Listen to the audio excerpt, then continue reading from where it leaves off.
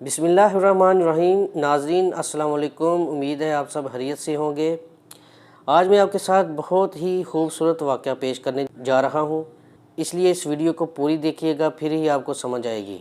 तो चलिए शुरू करते हैं।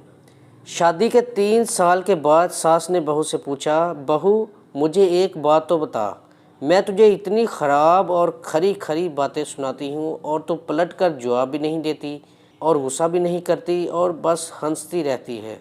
बहू को तो जैसे सुनाने को कहानी मिल गई। कहने लगी, अम्मा जी आपको एक बात सुनाती हूँ।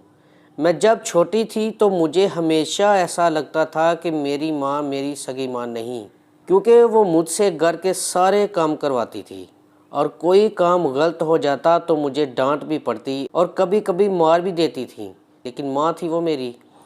मुझे उनसे डर भी लगता था और मैंने उनसे कभी गुस्सा भी नहीं किया।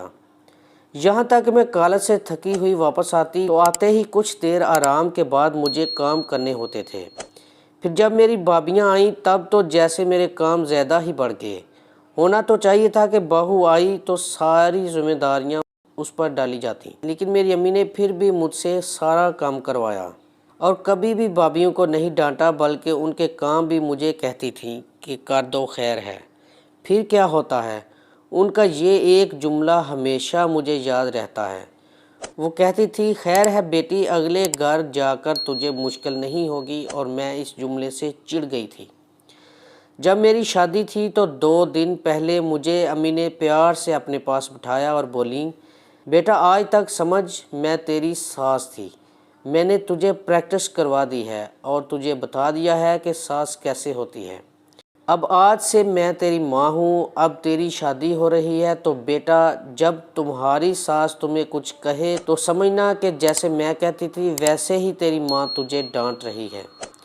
बस यही बात थी कि मुझे आपकी बातें बुरी नहीं लगती, क्योंकि मेरी अम्मी ने मुझे प्रैक्टिस करवा के भेजा है। और अम्मा जी आपने तो कभी उतना डांटा ही नहीं जितना अम्मी डांटती थी। तौबा तौबा। बहू हंसती हुई किचन में चली गई और सास सोचती रह गई कि क्या वाकई बेटियों की तरबियत ऐसी करनी चाहिए। अल्लाह ताला तमाम बहन बेटियों के नसीब अच्छे फरमाए, आमीन। नाज़रीन उम्मीद है कि आपको इस वीडियो से बहुत अच्छा सबक हासिल हुआ होगा। अगर आपको वीडियो पसंद आई है तो लाइक और शेयर लाजमी कीजिएगा और चैनल को सब्सक्राइब कर दें। जज़ाकल्लाह।